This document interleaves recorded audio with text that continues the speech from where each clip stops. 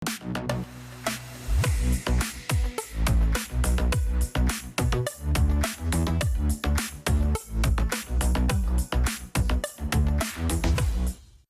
pyetje drejt për drejt për këtë temë të tretë. Ju ishi duke thënë me të vërtetë që parat, edhe pse janë shumë më tepër se më parë nuk shkojnë në duart e fermerëve tanë. A përputhen këto subvencione që jepen sot me kostot reale të prodhimit, profesor Spano? Prodhimit bujësor. Shikoni, më shumë se sa me kostot e prodhimit bujësor, unë jemi shqetësuar a përputhen në raport me konkurruesit tanë. Pra, nëse sot kemi shumë fermerë dhe shumë prodhues në Kosovë, në Maqedoni, në Maltëzi e shumë radhë, dhe në Serbi, më mirë mos flasim për këtë gjë, totali, pra skema për shumë Maqedonia e Veriut ka 3-4 skema që në mënyrë indirekte ndërthuren dhe ndihmojnë nga pikpamje të ndryshme. Drejt për së drejti fermerin Maqedonas. Pra, arrin tek fermeri, arrin tek ndërmjetësi, arrin tek industria e lehtë, te paketimi, larja, shparja paketimi. Pra, dhe po t'i vëmë bashkë janë më shumë se 300 milion euro në vit. Me herë më shumë se ne. Ne jemi ke 65 milion euro. Rekordi madh 65 milion euro. Pra, këtë po të them. Edhe po themi rekord, kemi drejt. Komplet tjetër pikpamje. Pra, ata janë të vëmendshëm të gjitha hallkat dhe, siç të thash përpara, ne kemi të ardhurat për frymë më të larta, por maqedonësit kanë 20% fuqisë blerëse më të lartë se ne. Që do thot, atje kostot e produkteve bujësore kushtojnë shumë më pak dhe kostot e prodhuara aty në industrinë e lehtë janë shumë më të ulta. Duke qenë dhe i vend akoma dhe më i vogël se ne, si numër popullsie. Dhe nuk është se është vend thuaç ti gjithë fushë, është vend malor si ne. Pra, dua të them, çështja është që duhen marr pak seriozisht këto gjëra, sepse tani shteti është marr diçka këtu, tek këtu atje, pra, duhen lidhur pak elementet, jo sepse kërkojnë ndërhyrje shtetërore, por thjesht sepse duhet që Shqipëria të vendoset në një pozitë të tillë që të konkurrojë me vendet e tjera. Sepse nuk është konkurrencë e ndershme që ti të marrësh 300 milion euro dhe unë mos të marr asgjë, edhe të thuash treg i lirë, po marr produktin Maqedonas. Jo, nuk është treg i lirë, është treg i subvencionuar, i droguar, më lejo fjalën. Jo, shumë të drejtë, subvencion, drogim, aty jemi në këtë sens, në ekonomi. Në këtë sens duhet që nëse dhe fermeri shqiptar të marri subvencionet e dura, atëherë dhe ai mundet të konkurrojnë në mënyrë të drejtë, ose le të ketë akorde ndërkombëtare për një nivel të caktuar subvencionesh, për mos të konkurruar kot njëri tjetrin. Shumë e drejtë. Pyetja e fundit për këtë temë të tretë, profesor Spano, a mungon tek ne një strategji afatgjatë për zhvillimin bujësor dhe rural? Po, mungon. Po ku mund ta gjejmë të shkret strategji kemi problemi është që arabit në shkret të tjerë. Jo, strategjia nuk është problem për ta bërë, problemi është për ta zbatuar. Sepse strategji kemi bërë sa të duash. 50 ca aktive. 50 ca strategji. Po nuk asnjëra reale. Asnjëra nuk zbatohet.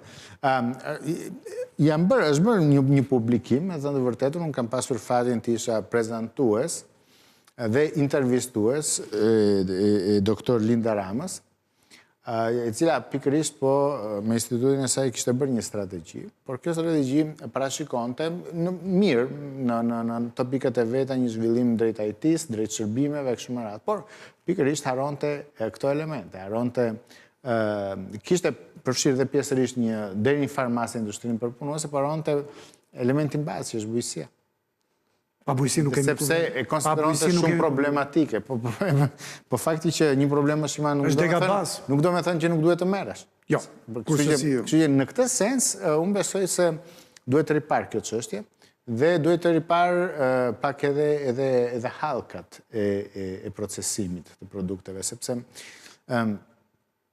unë jam dakord që ka shumë problematika. Ajo që quhet zinxhiri i vlerës. Absolutisht. Ka shumë problematika, jam shumë dakord, është një problem i madh standardizimi i produktit, është një problem i madh ruajtja e cilësisë, pra ka shumë probleme. Por nga ana tjetër, fakti që ka shumë probleme nuk do të thënë që s'duhet i fusim duart dhe të merremi, të fillojmë të rregullojmë gjërat. Pra, çfarë duhet bërë. Duhet filluar tani, s'ka më kohë. Jo vetëm, jemi mbrapa. Kjo është edhe mënyra vetme që të lidhim njerëzit me Shqipërinë dhe me tokën. Shumë e drejtë kjo gjë. Nuk mundet të bëhemi gjithë IT-sta. Jo. Pra duhet të them, çështja është pikërisht kjo, që sado të kemi sektor të rinj, ka disa sektor që janë të përhershëm dhe në këtë sens duhet të merremi. Po e mbyllim këtu me këtë temë të tretë, po kalojmë, i lutem regjis, temën e katërt, sigurimi i detyrueshëm nga tërmetet dhe përmbytjet. Është një projekt ligj që qeveria ka gati, është folur pikërisht gjatë kësaj jave dhe ka anoncuar këtë projekt ligj. Është mirë për së spau që skema e sigurimit të detyrueshëm nga tërmetet dhe përmbytjet që i kemi masive për fat të keq të jetë shtetërore? Po të jam një përgjigje drejt për drejt, jo, nuk është mirë. Nga një liberal e prisje. Po, jo vetëm liberal, po edhe një person që ka një lloj eksperience, dhe ne të gjithë në Shqipëri kemi një eksperiencë shumë të qartë, kur e merr shtetin në dorë një gjë se si i çon përpara. Për fat keq. Për fat keq. Pra, mundet të marrim çdo fush, ku ka një konkurrueshmëri midis shtetit dhe të privatit, dhe në çdo fush privatit i të bëjë më mirë. Ka me qindra studiues jo shqiptar, por edhe tuaj, edhe skandinav, edhe finlandez, norvegjes, suedez. Ku shteti është aq i fuqishëm. Ku shtetet janë të ndershme, të qarta, të fuqishme e kështu me radhë, dhe prap në kompeticion me privatin, privati arrin të bëjë më mirë. Sepse në shtet parat nuk janë të tuat, janë të botës. Dhe ndërgjegja për të trajtuar ato nuk është e tillë siç është kotizuar. Llogaridhënia nuk jepet ndaj publikut, jepet ndaj një deputeti, ndaj një kryeministri, ndaj një ministri, pra. Fajngelet e tij. Objektivi është të rizgjedhin, nuk është, pra. Drejt. Dua të them, kujdes sepse së pari, ta marrim me hallka. A duhen siguruar shtëpit apo jo? Ta fillojmë nga këtu. Tani, Fatos, nëse unë dhe ti u mbasim celulari është pron private, i kërkojmë gjë shtetit na e blejmë nga para? Jo. Nëse unë dhe ti u mbasim shtëpinë tonë private, pse duhet i kërkojmë shtetit të na e dëmë shpërblej? Pse duhet shikojmë vetëm nga shteti? Jo, ashtë pron private. U shkatrova, nëse përmbytet shkolla është shtetit që duhet të ndryhet. Po nëse përmbytet shtëpia ime, pse duhet i kërkoj shtetit? Pra, të kuptojmë. Dhe në këtë sens, pikërisht për këtë gjë, shtëpi duhen siguruar. Tani, lekët për siguracionin e shtëpis janë po ato. Çfarë ndryshon? Ndryshon, o këto lekë do t'i fusim në një kompani shtetërore, ose do t'i fusim në një nga 8 kompanitë private që ekzistojnë në Shqipëri. Sigurisht është treg i vizuar, ashtu është i fuqisë motorike me radhë. Sigurimi të jetës e me radhë. Dua të them. Pronës. Ju e kuptoni vetë që jemi një situatë ku në shumë e shumë kompani shtetërore, pushteti qendror, sidomos të pushteti vendor, ti ke qindra punonjës që rinë në shtëpi, marrin rrogën kot. Okej? A ndodh vallte privati që punojnë si të në shtëpi? Vetëm kjo jo. Vetëm kjo jo. Pra, që këtu ka një është pa imagjinueshme. Kujdes, pra që këtu ke kursyer ca rroga. Okej? Vim tek elementi tjetër, kompanit private në Shqipëri i mbajnë vetë sigurimet apo risigurojnë në kompanit më të mëdha, më prestigjioze të shtetit, i risigurojnë domethënë. Është një industri më vete shumë e fuqishme. Pra, nëse ndodh që jo një shtëpi, po një zonë e tërë godithet nga tërmeti ose nga përmbytjet, kompanit e huaja e kanë të gjithë pushtetin, mundësin, parat dhe pullin, pra sasin e parave që duen, vjen risiguruesi. Dhe risiguruesi drejt për drejt çon parat. Shteti mori përsi për rindërtimin pas tërmetit. 1.2 miliard euro koste. Sot kemi njerëz që banojnë ende me qira, nuk janë futur dhe shtëpi, dhe rindërtimi nuk ka mbaruar. Vetëm se ishte në duart shtetërore. Më falni, çfarë po kërkojmë më shumë? Pra, shteti, ishte një problem natyral? Tërmeti, shteti tha do ta zgjidh unë. Fakti që nuk e ka zgjidhur pas kaq shumë vitesh, sepse njerëzit akoma nuk kanë marrë shtëpitë e tyre, do me thënë që shteti është bërë vetë problemi. Tani, ne po kërkojmë t'i themi, ati që ka shkaktuar problemin në hap një problem tjetër? Kjo është si qasje. Pra, kur them ati, nuk kupton një institucioni shtetëror. Pra, jo një individ të caktuar, sepse, shiko, mundet të heqim njërin të vëmë tjetrin, por e kuptojmë se si është lidhja me po. E gjithë administrata, e gjithë ajo piramidë, gjithë ato problematika, gjithë ato hallka. Fajngelet jetim. Është një karotë që për ta shyrë për para duhet që ta marrësh me shkelma. Pra, dhe në këtë sens, privatin e kap me njerë. Nuk ka ku të shkojnë. Pra, në këtë sens, ndërkohë që shteti, keni vënë re dhe sot, për shembull, po të shikoni, kush nuk paguan energji elektrike, gjithë privatët sot paguajnë. Qytetarët paguajnë, ndërmarrjet private paguajnë. Janë kompanitë publike. Kompanitë publike nuk paguajnë. Po tani, shteti do na zgjidhë problemin? Pra, e kupton vetë që nuk ecën, nuk të jap, sepse këtu bëhet fjalë që duhet nxjerrim prap para, prap t'i japim shtetit që të na sigurojë shtëpitë, se kjo është në fakt. Se me lekë të kujt do sigurojë shtëpitë shteti.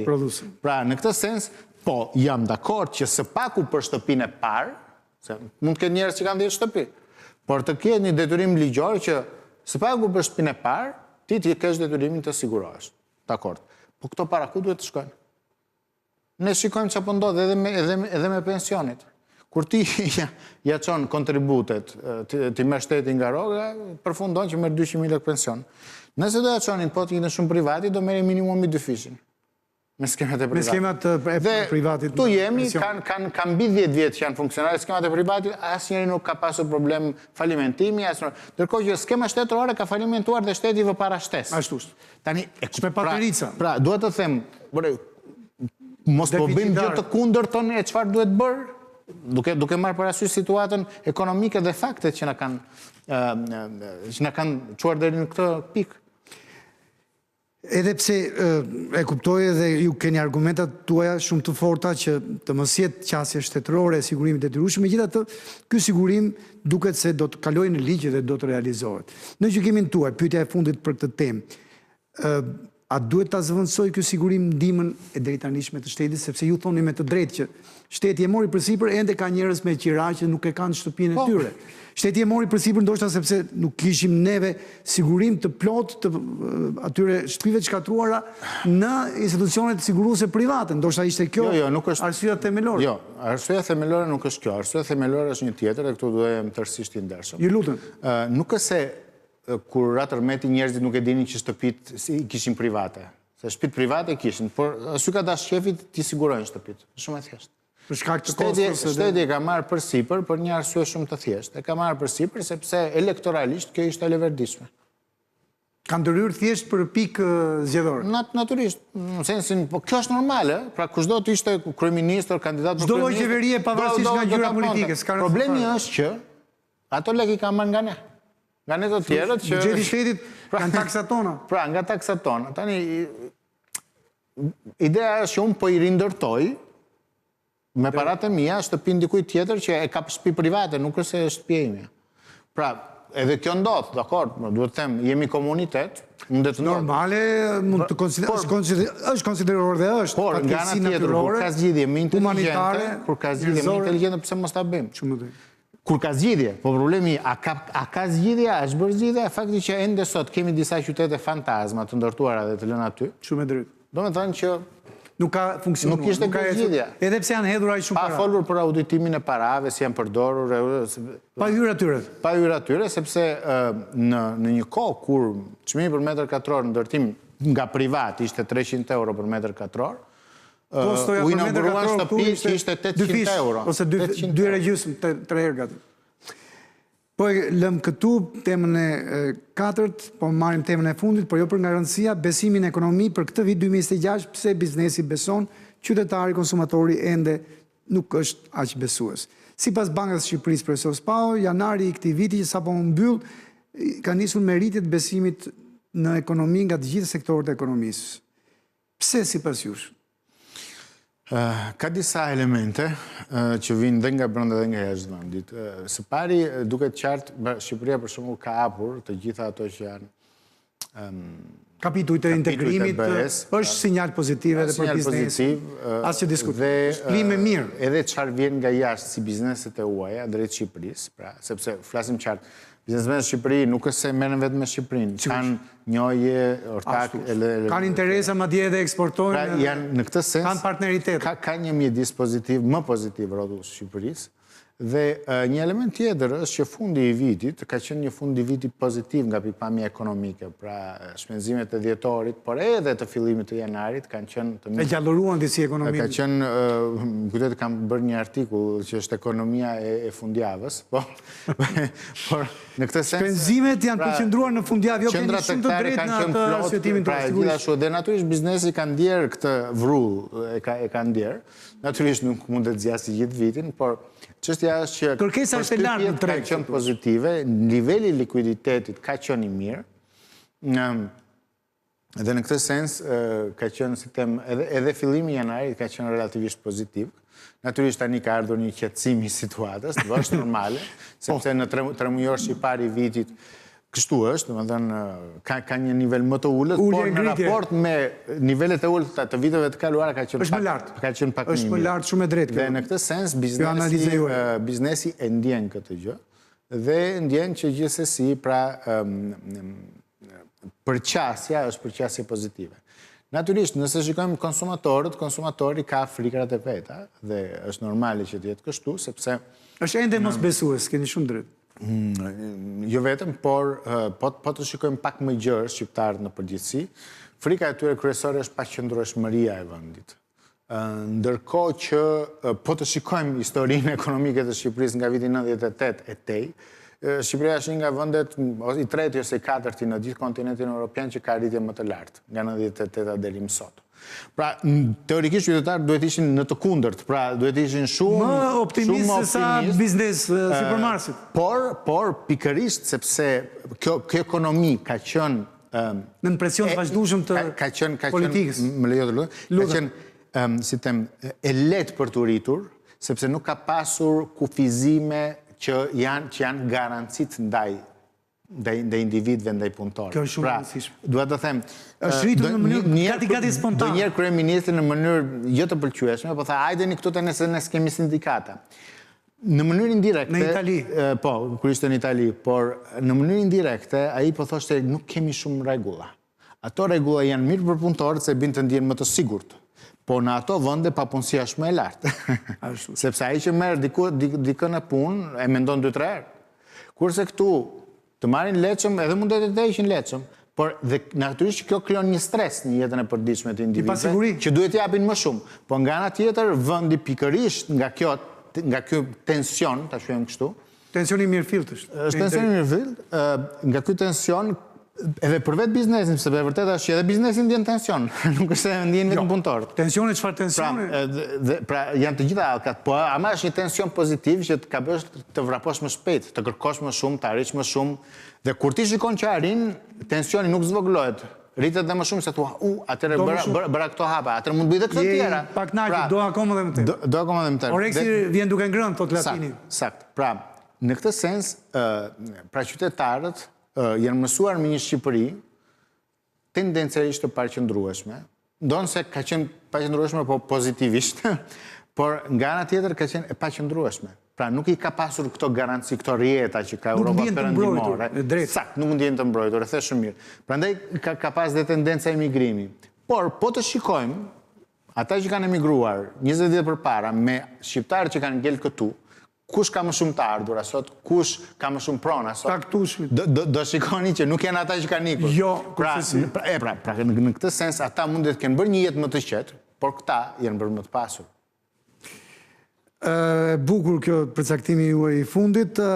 Në gjykimin tuaj, ndikon në përmirësimin e klimës biznesit, pra që biznesi është më optimist se qytetari, edhe kjo paketë fiskale, kemi folur disa herë dhe në këtë tryezë, edhe mendimin tuaj, profesor Spau. Paketa fiskale 2026, falja fiskale, paqja fiskale, apo pak nuk ka të bëjë shumë me faktin se sa le të themi gjymerte është qeveria me këtë falje të madhe fiskale. Apo viti i parë i paqes 3 vjeçare fiskale, ju e dini, kemi diskutuar. Shiko, jo, ideja është kjo që ne kemi paqra 1-2 vjetë, kështu që... Mos e dhënë zotit kemi më, sepse... Jo, urojmë që kjo t'jetë më e plota dhe më e fundit të vërtet. Ne bëhemi më shpejt të pasur se sa normal, fatos. Pra, ideja është... E bukur dhe kjo. Pra, problemi është që unë besoj se këto masa janë aq të shpeshta dhe të rëndomta, sa nuk kanë më asnjë efekt në ekonominë reale. Pra, për bizneset nuk ndryshon gjë, sepse pas 6 muajsh do ketë paqen fiskale, pas një viti ca do ndodhi kjo tjetra. Pra, është një gjë që nuk është se ndodh njerë në ca kohë dhe në atë pikë ti ke një grumbullim të ardhur, është një çlirim nga buxheti e kështu me radhë. Fakt, bizneset dhe okej, nuk po e shes tani këtë godin, këtë apartament, po pres 6 muaj se do dalë. Pra, ideja është nuk ka realisht një pikë, ta themi kështu, që ti krijon një zvogëlim të informalitetit dhe atë që e ke nxjerrë nga informaliteti e fut në ekonominë formale. Që nuk ka ndonjë ndikim, nuk ka ndonjë pritshmëri, ndonjë shpresë. Aq të shpeshta sa edhe periudha kur nuk ka, në fakt pritet kur të vi. Kështu që amnistia e radhës, paqja e radhës. Institucionet tona nuk kanë kapacitet ose dëshirë të luftojnë informalitetin, kështu që është një situatë, le të themi kështu, ku ka një lloj balancimi dhe një dallgëzim është aq i vogël, dallgëzimi i ndryshimeve sa nuk ja vlen as ta analizojmë. Pyetja e fundit, për temën e fundit profesor Spau, ju në fakt e përmendët pak tek rritja e sektorëve të ndryshëm të ekonomisë, pra e sipërmarrësve që janë më optimistit ishin sektori i shërbimeve, me 7.4%. Mos është ajo që keni thënë dhe në artikullin tuaj, pra ekonomia e fundjavës ka marrë shumë më tepër forcë dhe rëndësi? Absolutisht po. Ekonomia i qefit ose fundjavës është ndryshimit, kur thash ekonomia e fundjavës, unë largimit nga publikuar monotonia një artikull për të thënë që në fakt ekonomia e argëtimit, ekonomia e marrjes avionit dhe ardhjes në Shqipëri në fundjavë, ekonomia e le të themi kështu të turizmit, të çifteve të huaja në Tiranë, ekonomia e festave, okay? Në gjitha këto elemente, pra ekonomia e shërbimeve në fundit. Dhe po, shërbimet janë sektori që rritet më shpejt. 2 herë më optimist se mesatari. Absolutisht po, sepse shërbimet mos harrojmë janë dhe real estate, pra shitje dhe apartamenteve dhe gjëra e tjera. Aty po kemi edhe sektorin më fuqishëm të investimeve private, na e blejnë apartamentet tuajt. Dhe pa haruar administratën shtetërore, pa haruar dhe treçarekun e kompanive private të mëdha që janë në sektorin e shërbimeve. Pra, ne nga mbi 100.000 ndërmarrje private që kemi, 16.000 janë prodhuese, 80 e kusur mijë janë shërbime. Mbi 85%. Sakt. Kështu që në këtë sens duhet të themi që janë shumica e ekonomisë, ku punon rreth 45% të totalit të personave që paguajnë. Por nga ana tjetër, pra themi kështu, jemi një ekonomi që gjithmonë më shumë ngjan me ekonomitë mesdhetare, Greqi, Spanjë, Itali e Jugut, okay? Mesdhetar dhe jemi, profesor. Mesdhetar jemi, pa dyshim. 400 kilometra vit për qytetare. Mua, më pëlqente që të ngjanin pak më shumë Kroacisë. E bukur kjo. Ose Italisë mesme, do themi kështu. Nuk themi Italisë veriut se... Jo, aty është larg ende vjet dritë, shumë e zhvilluar. Po ku të kishim edhe një sektor kimik ose të ilaçeve, kur të kishim edhe një diçka prodhues ose të përpunues të lëndëve tona natyrore, edhe të kishim një diçka tjetër për, le të themi, rritjen e vlerës së shtuar të produkteve bujqësore, po edhe pse jo të shikonim mundësitë për meqen se po flasim për turizëm, për krijimin dhe restaurimin, për shembull, nëse do bëjmë porte jahtesh, siç janë gjitha projektet të një mekanike detare dhe elemente të tjera. Pra, mundësit janë, por natyrisht nuk bëhet çdo gjë brenda ditës, por drita jeshile ndërkombëtarisht na ka ardhur. Ndryshe nga ç'ishte më parë, për të thënë të vërtetën. Jemi në syrin e... Na vështrojnë, na vëzhgojnë, kanë interes për ne, na vizitojnë. Na kanë ullur në tavolinë, kjo është lajmi. Na kanë ullur në tavolinë. Jemi bërë barabart me turizmën e madh. Mos egzagerojmë për barazi, por na kanë ullur në tavolinë. Kushuriri i varfër, nuk kemi kamarierët që sjellin ushqim. Jo, kemi një vend. Pra, në këtë sens, duhet të them mundësit janë, edhe hapësirat dhe boshllëqet janë, edhe një vullnet i mirë ndërkombëtar është, pra çështja është hajde të kapim ato mundësi që po na vinë. Duhet pak edhe fantazi edhe çik vizion. Ta kapim atë vagon. Po, dhe unë besoj se... Do t'a kapim? Shiko, unë besoj se nëse ne i japim mundësin qytetarëve, privatëve, ta bëjnë këtë gjë, lirin për ta bërë këtë gjë, ata do të ndërhyjnë dhe do bëjnë çfarë din të bëjnë. Ndoshta nuk do të shfrytëzojnë. Ke bëjnë më mirë. Ndoshta nuk do të shfrytëzojnë gjithë mundësitë, po ato gjëra që din të bëjnë do t'i bëjnë sa e kanë treguar që din t'i bëjnë. Absolutisht po. Profesor Spavi, faleminderit që ishit me ne sot në... Faleminderit ju, gjithmonë kënaqësi. Të nderuar teleshikues, ju faleminderit që na ndoqët dhe mirupafshim takimet e ardhshme.